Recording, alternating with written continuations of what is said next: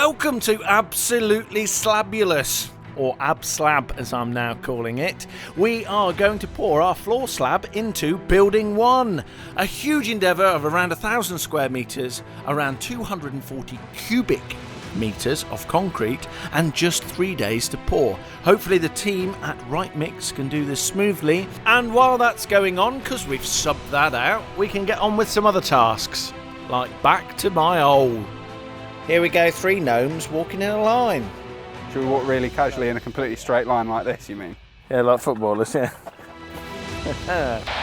Hello and welcome to another episode, and we are here with Building 1, our first building, that's why it's called Building 1, which is going to have our logistics operation and our workshop inside one building. Not the original intention, but plans change. Evan loves a plan change. And we are literally about to start putting the floor in, and we've got Lee from Wright Mix here to do that. Take us away with a bit about Wright Mix. What's Wright Mix all about? Wright Mix is all about volumetric concrete, established in 2006 and slowly expanded, based in Leicester. And we've got 8 volumetric trucks now, and 3 line pumps, a couple of Arctic Spring aggregate, and yeah, good team behind the scenes. A line pump's the concrete pump, is it? Concrete pumps, yeah, they're the ones that have the pipe lining the floor. Oh, right, and if it was on rather than a boom. Boom, right, okay. Yeah. And what's the difference between the sort of normal concrete wagons you see and the volumetrics that you Well, guys if you do? pan around now, that'd be great, because there happens to be one of our trucks just here. Barrel truck is loaded at a concrete plant, and then that concrete is then discharged from that barrel. As simple as that. This vehicle carries all its raw materials and raw constituents inside. So the aggregates, the sand and the gravel's in the bin here, cement in the back here, and chemicals are on the other side, and then water at the tank at the end. Then it gets mixed in the auger here at the back when it's lowered down, obviously. All controlled.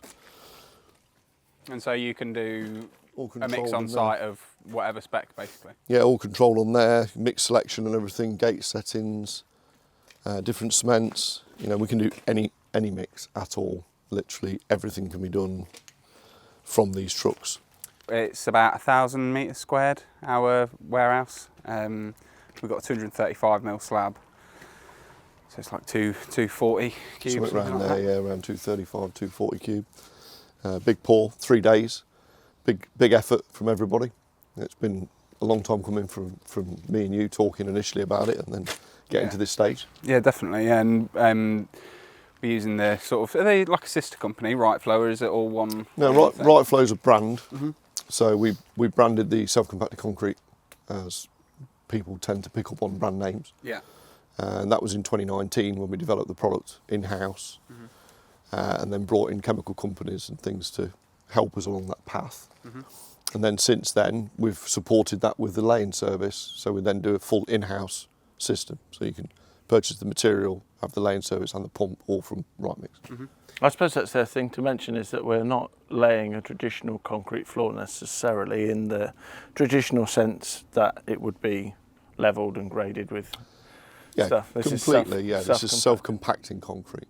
So it's a liquid concrete in that sense. And it literally just flows in and you level it up. Flows in, you place it to a certain extent with concrete placers, check it with a laser, and then cross-dapple it off.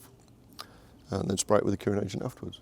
And is the reason that works like that is it additives in it that make that? Yeah, so the chemical, so the mixed recipe and the chemical is what gets us to that point. A lot of development in the mixer itself.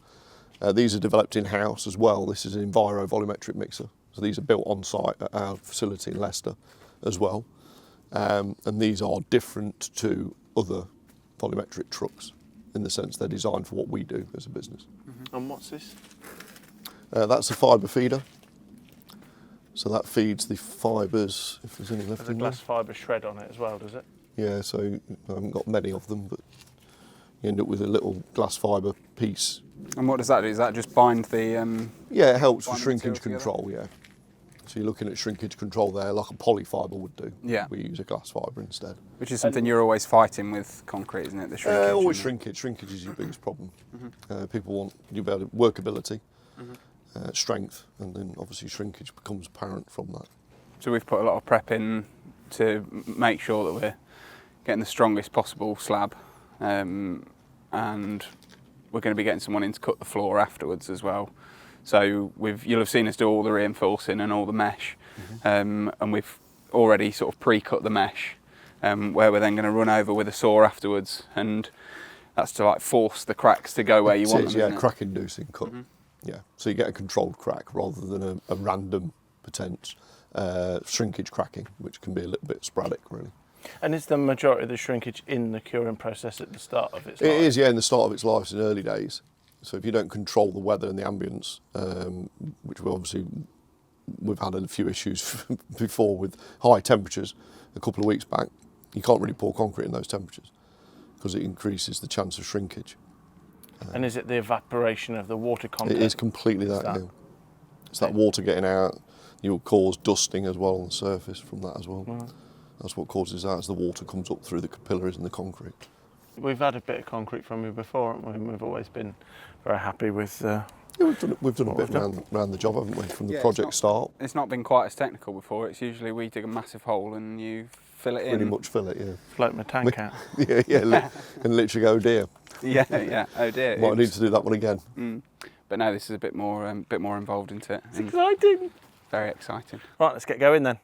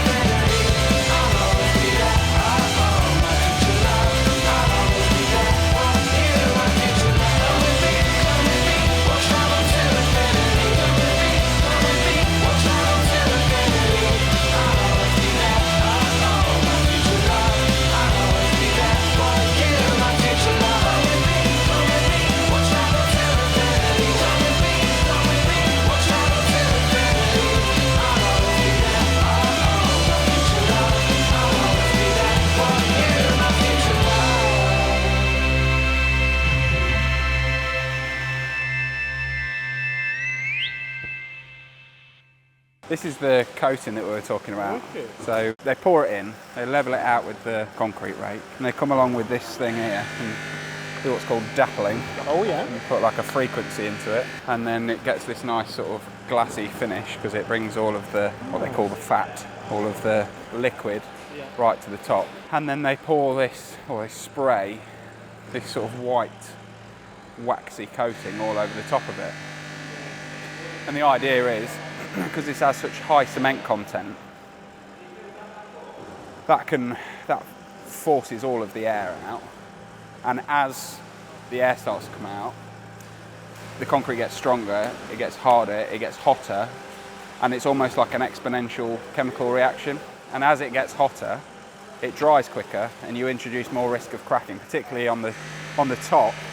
as the top dries faster than the bottom if there's any breeze or anything like that, and you can start to get what they call crazing, which is like marbling on the top sort of thing, and it can soften and breaking up the top layer. So they put this wax on to trap all the moisture inside the concrete to stop it from going off too quickly, basically.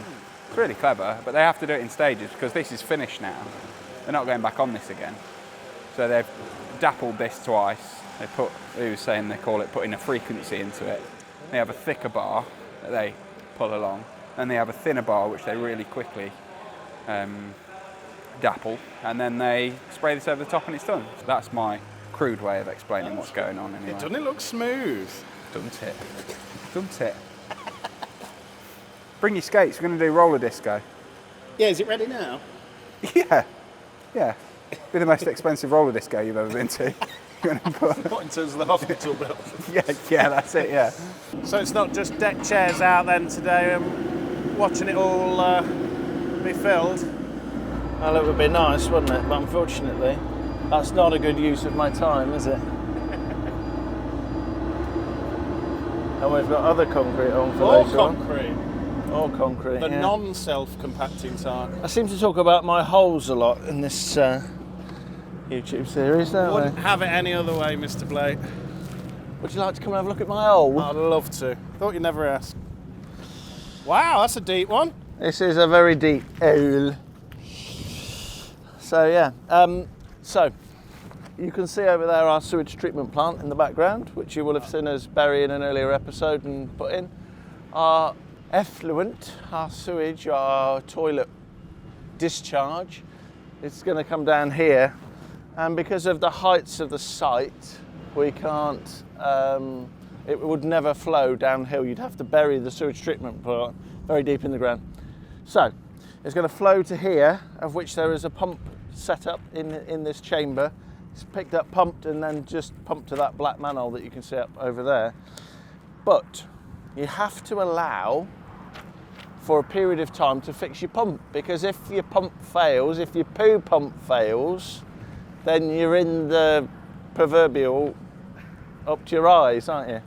So what you have to do is you have to make the pump chamber big enough that it can take a few days worth of poo at the worst, at its busiest time. Now we've spec'd all of this in theory to take up to 70 people a day. Not that I'll ever think we'll have 70 people a day, but it's incredibly difficult to go back and improve your toilet and sewage infrastructure after the event. So, and there is opportunity that we could perhaps in the future connect a future development to this. So if we've got the infrastructure in now, we're well away. So this chamber is actually very, very deep, because in theory, at the worst case scenario, it could take 3 or 4 days worth of waste before it backed everything up and it all stopped working. That gives you time to get an engineer out to fix your pumps, hopefully, and then you're not in the shit, as they say. You'll have to beep that out. Just so you know, the beepings in all these videos are actually real physical recordings of different plant and machinery. So we'll have to do an episode where we have, do a poll, guess the beep and what beep it comes from. So Ben is actually, Luke doesn't like getting near the edge because he's a Quite chicken. rightly. But Ben is down there, just putting some tape on, ready for the next manhole. We've got another shoring set up from Shoreco, manhole chamber set up, so it's nice and safe for him to work down there. To be honest, we've got very used to using this system, and it's great. It's inexpensive, really, considering the alternatives of digging a big hole or banking and shouldering or whatever. It's much better. So yeah, there you go. So we're actually nearly 4 meters down from finished level. We're at 32.4 meters above sea level is actually technically correct, the bottom of the chamber. And because we've been using the GPS and the iDig and everything's done from sea level. So the finished floor height of the building is at 36. The top of the swale bags is at 35.8. The idea behind that is that if they're in a flash flood event, any water will find its way to the swale. So there's lots of thought gone into it. Ordinarily, you probably wouldn't even worry about it. But we set a few datums. We had the surveyors set a datum point, and we base everything off of that. But the iDig and the Spotman and everything actually works off of sea level, so we have to, it's good, easy reference. You'll actually see on the top of the shuttering, the top of this shuttering here, that bit just there is at 35.685 above sea level. Who'd have known? But it's quite tough to dig, isn't it? Excavate 4 metres in the JS? Yeah, it's right on the limit of the JS. I went to 4 metres down, 4.2 down, because it's got quite a bit of concrete in the bottom. So I'm just going to pass Ben another roll of this shiz down. But yeah, and isn't it amazing to think that 35 metres to sea height is enough? I mean, we're geographically about as far from the sea as you can get in England, and that's enough height for it to find its way to the sea, which is quite phenomenal, really, isn't it? In the only northern flowing river in the country, the River Trent. Oh, he's a big, strong lad, isn't he, eh? Ben's just putting this sealant, joint sealant here, which is an alternative to doing a concrete seal, which we've used all the way through the project, which I'm sure you've seen. And then we've actually got these shutters to here, because it's not good enough just to use a precast concrete ring. You then have to put 150 mil of concrete around the outside of it. Wow. I don't quite get that myself, but the metal shutters then stop you having to fill the whole hole with concrete. The whole hole with concrete, which would be expensive, yeah. Which would be very expensive, yeah. So we'll put them round, pour concrete in, and then. And you got concrete on for this today? Yeah. Bloody hell! You don't mess about. Anyone would think you're trying to get this done and in. Yeah, you would have thought so. Wouldn't you? The pressure is slowly mounting. I was thinking, should we do a countdown to when you have to be in? Absolutely not. And every new scene we could. That's a terrible idea, Luke. T minus. I mean, it would be great viewing, Yeah. but maybe do it, but don't tell others. Yeah. Okay. Sounds good. That final export, or just slip in the hours remaining. In all seriousness, you have got some pressure on to get in now, haven't you? And you're keen to get in. Yeah, we've got a hard deadline, haven't we? So, Yeah. which is, well, a hard deadline to just get JIT out of the warehouse. Yeah. Everything else can follow, but there are so many elements in order to be able to achieve that it's quite tricky.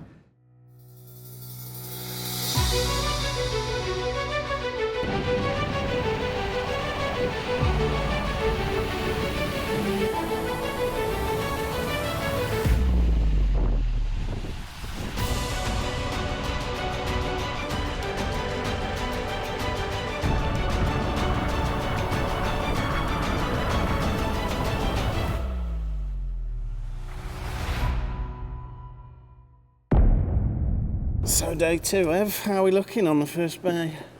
Hot. Very hot. You can see the steam coming off the slab. It's really drying out quickly, so they're having to, even though they put that wax coat on that we were talking about, we're having to wet the slab down before the guy who's doing the saw cut joints actually sets his machine up. So we've got these diamond drilling specialists, and they do saw cutting, and he's got this massive machine that he'll trolley around, and we're marking up all the joints for him based on the drawing that we've got, which I'm sure Luke can flash up on the screen here. It's basically just between all of the steels. This is what's called a construction joint, and then we've got the saw cut joints going that way, sort of transverse saw cut joints. So I've marked out little dots here, but I need to wait for them to wet it down and for it to dry before I can ping a chalk line, and then that'll leave a nice mark for him to go along. It's not included in the package, so they're just here to saw. So we're going to do that, and I'm just taking off these alpha joint things, which yesterday held this upright, but now obviously it's held in by the concrete. So we can take this out so they can pour the remaining slab. And they are clever. I think we did a whole piece on them, didn't we? But they're just held in with a pin and a wedge like that, and you can set the height. And then to get them out, it's a bit of a pig, because this bolt, I think next time we'll have to put the butterfly wing nut. We'll have to put that on that side and the bolt on that side, because if it's too close to this, you can't get the bolt out, sort of thing. So I'm having to sort of knock these pins down a bit, and then give it a bit of a wiggle. You've picked one that is particularly concreted in. Oh, it's full of concrete, that one is. Wow. It never ceases to amaze me how quickly concrete gets hard, so to speak. Nice. Well, that's one down. And One down. Most of them are done. oh, nice. So I'll do the rest. I'll take this string line down. Yep. I think as well, really, for that one, the string line probably wants to be a bit higher up, because this one's been concreted in. Oh yeah. Which is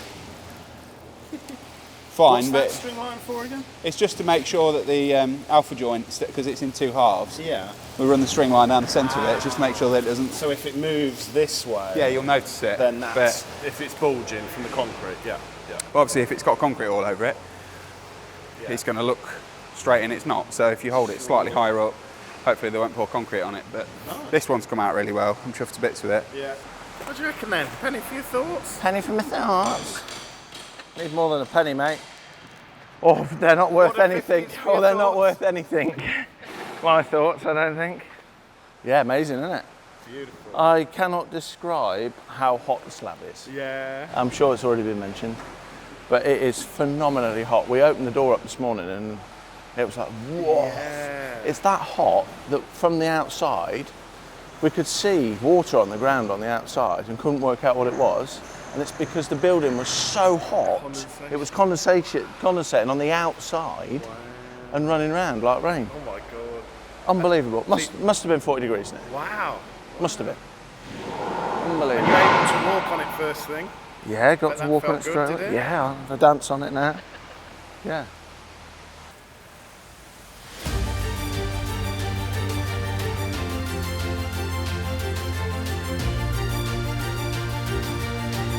As Wright mix continue to pour slab 2, we mark out our crack inducing cuts in bay 1.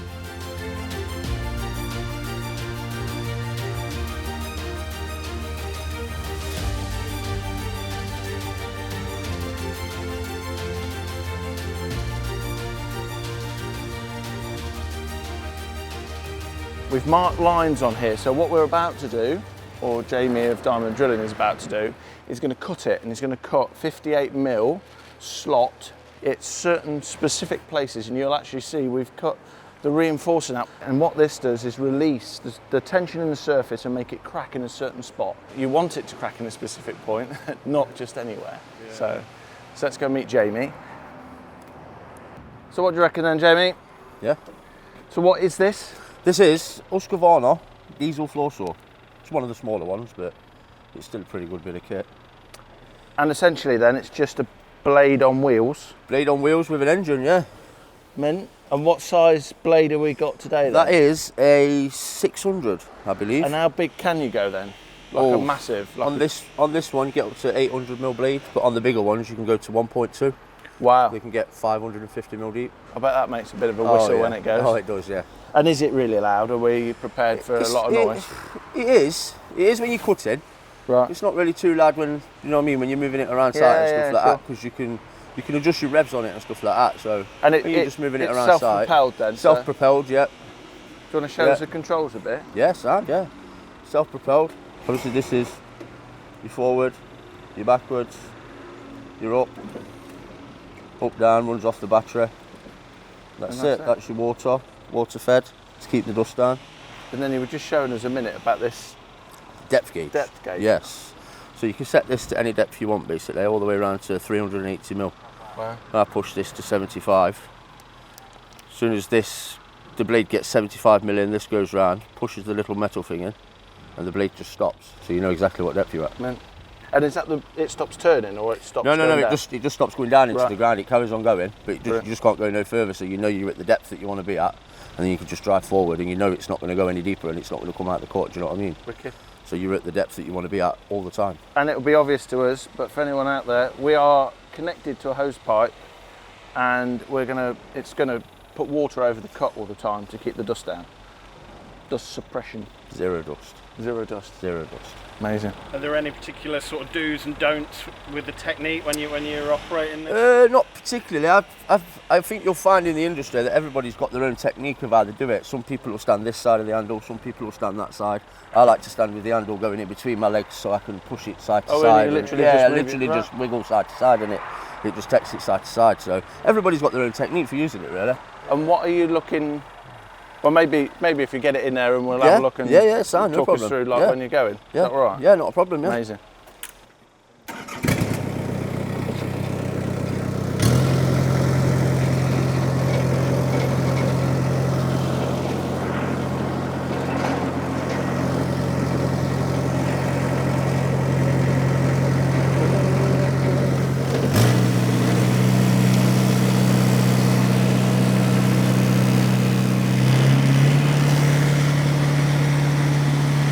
How do you line it up then, Jamie? How does it line work? it up. What I've got here is if I line my blade up with the actual line that I'm cutting, Sure. and then this thing here, this pulls down, and that will sit on the cut. Oh, and that's dead in line with the blade. Yeah. So right. it's obviously not perfect at the minute, but it will be. And then I just literally just watch that, and as long as I keep that on that line, that blade will follow it. Amazing. Easy as that. It amazes me, like in life, some stuff's really complicated, Yeah. and then Looks Amazing. complicated, but it's not. brilliant. Well, watch a professional then. When's he coming? Hey, amazing. Ear protection on.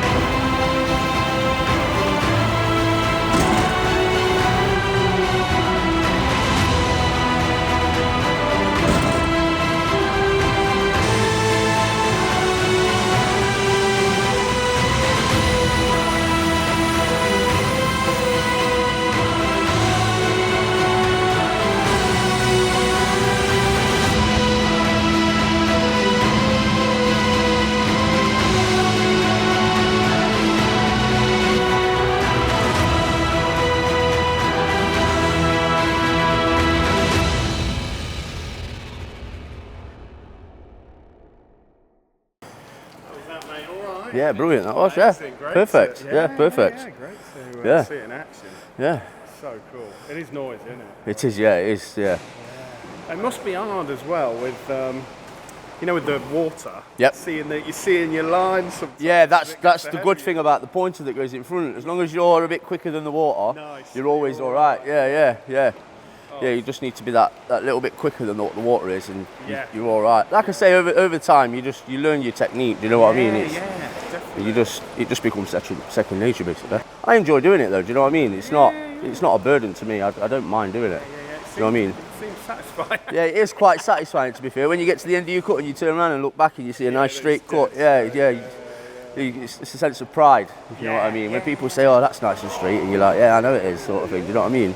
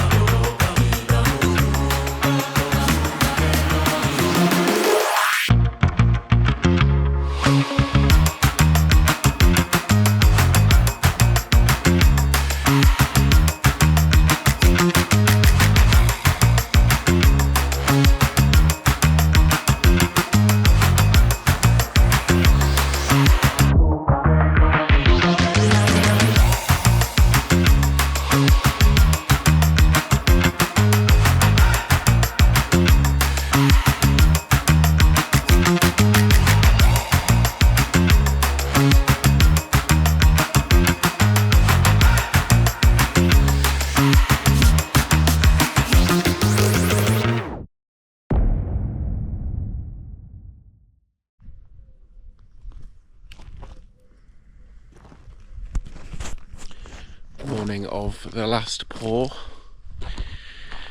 It is about 6 o'clock in the morning. I've come early to strike the shuttering. Yesterday when we walked in it was like a sauna, so I thought we'd see what it's like this morning. I'll take the door off.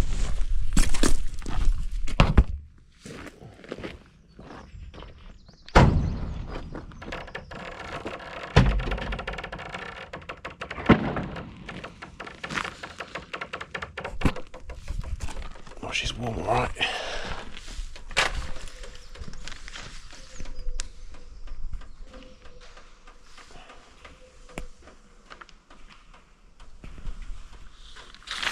Oh.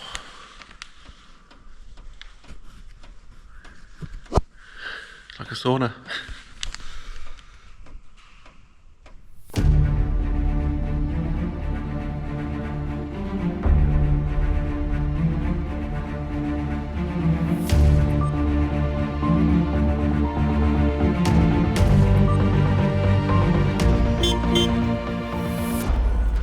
I don't think you've ever looked cooler.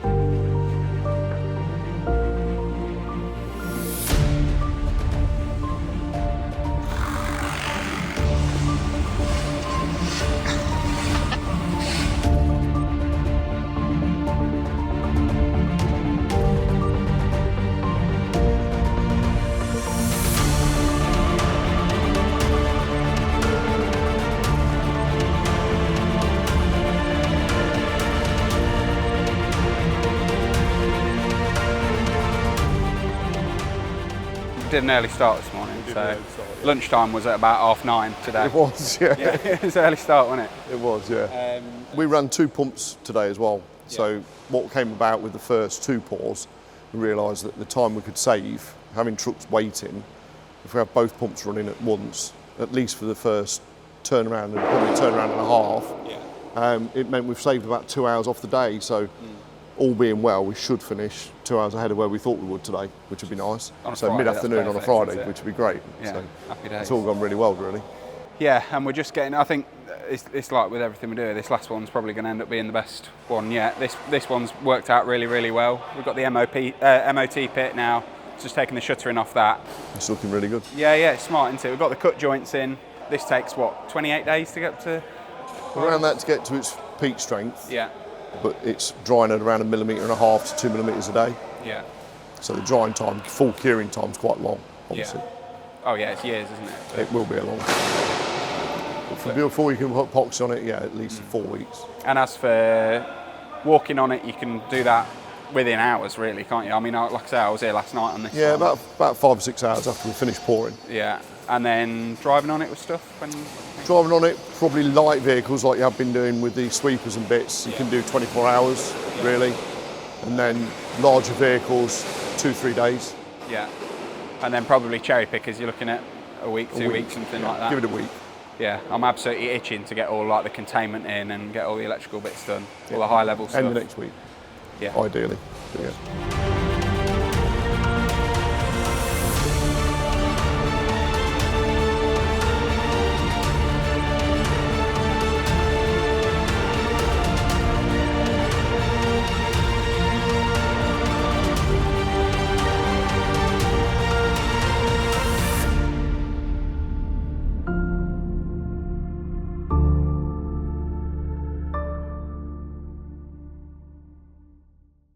So what is this? So the white on it, that's this curing agent. Yeah, the white is a wax curing agent. And what's the idea behind that then? Is it actually a wax, like a? It is a wax, yeah. So that will form a seal, like a liquid DPM, if you like. Right. Damp-proof man-made plastic layer over the top to stop the water getting out. So you're trying to slow that curing process down, the initial curing stage, to reduce any chances of early signs of shrinkage. That's what you're trying to stop.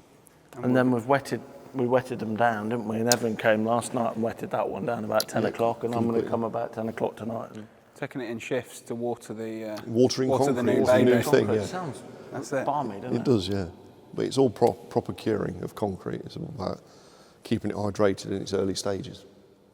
And that will make for a stronger concrete. It will make for a stronger concrete, yeah. Can't believe the heat in it.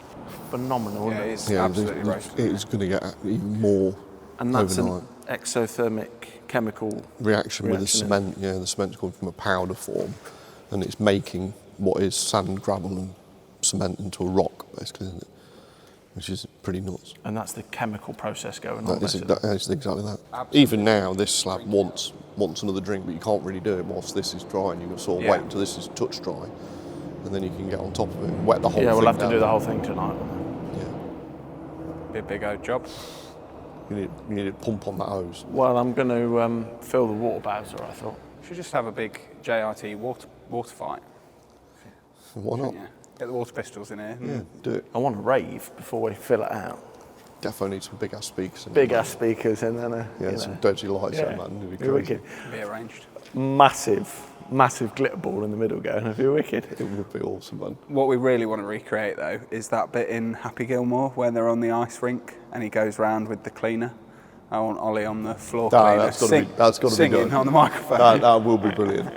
Definitely. But I'd like to say, we don't work with subcontractors very often, do we? Because we tend to We like be to keep disappointed. Things, keep things in house as well, don't we? But having you guys here and the team working together has been great. No, good. It's been, No, I really appreciate it. should be proud of it. Yeah, I appreciate all it. the lads working together. Yeah, There's no arguments. There's no. Everyone's on board. with what Everybody we're trying to knows achieve. exactly what's going on as well, which is really nice to watch. And all the wagon drivers, backwards and We've forwards. got a very well-oiled machine. The team work amazingly well, and we're really proud of what they've done. Nobody moaning because they're sat there or. No, We were everybody's just saying gone on with earlier it. that the two companies, BIR, well, OTB Group, I guess, JIT and Wright Mix as well. The ethics they're adjacent, aren't they? They've got. Yeah, it's funny Talking with Phil, Yeah. you will have learned a very lot si- from what Phil's got to say. Yeah, it's- Very similar outlook on the world. Yeah, about controlling what you do and taking a bit of pride in it and ending up with something like this. So, yeah, it's been nice good. working with you. Really appreciate it. Amazing. Good. Roll on building 2. Definitely. Next time on Blake Builds. So that's the end of this episode. Thank you very much to Lee and the guys from Wright Mix for all we've managed to achieve. And you're going to see us next time fitting some windows, doors, your favourite word? Fenestrations. Some fenestrations, a load of electrical stuff. Fenestrations. But It's I've not very heard good. that word before. Yeah. And so thanks for watching. See you later. See you next time. Bye. Cheers.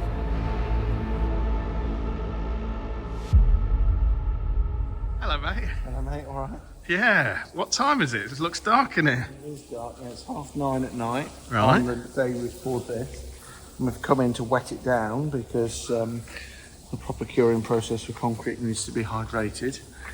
And I just cannot describe to you how hot it is in here. Well, it's 30.5 degrees inside, 89% humidity, and we're all sweating, aren't we? And it's about 14 degrees tonight It's outside. 14 degrees outside, so it's going up, look, 90% humidity now. Yeah, wow. Does feel like a So they sauna. finished pouring this at 3 o'clock, so it's been down like 6 hours here, and it's almost completely dry, and it's so hot, it's almost too hot to touch. But I've got my Crocs on because I've come back, haven't I? Idiot. It's almost too hot to walk on in Crocs. That's amazing, man. Unbelievable. And you've got some help here. Yeah, got my mate who's come to stay for the night there. He's Watering the concrete. watering it down. It's a mad idea. Evan's shift last night, wasn't it? And Last night he came about 10 o'clock, yeah, half 9, 10 o'clock.